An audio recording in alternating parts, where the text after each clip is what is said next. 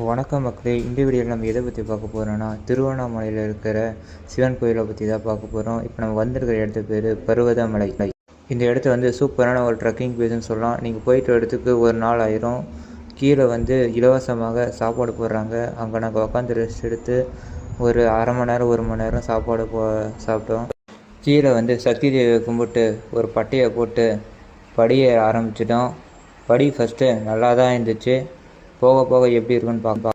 ஃபுல்லாக ஒரு காடாக இருந்துச்சுங்க. ஆனால் எப்படி இருக்குன்னே தெரிலிங்க. நாங்கள்லாம் கொஞ்சம் கஷ்டப்பட்டு தான் ஏறினோம்.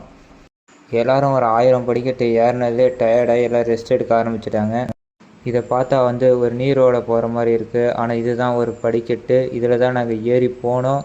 பார்த்தீங்களா படி எப்படி இருக்குன்னு. இதுதான் நாங்கள் கஷ்டமான ட்ரெக்கிங் பிளேஸ்ன்னு சொல்கிறோம். இதை நீங்கள் போயிட்டு வரதுக்கே ஒரு நாள் ஆயிரும். இப்போ தான் நாங்கள் முக்கால்வாசி தூரத்தை கடந்துன்னு இருக்கோம்.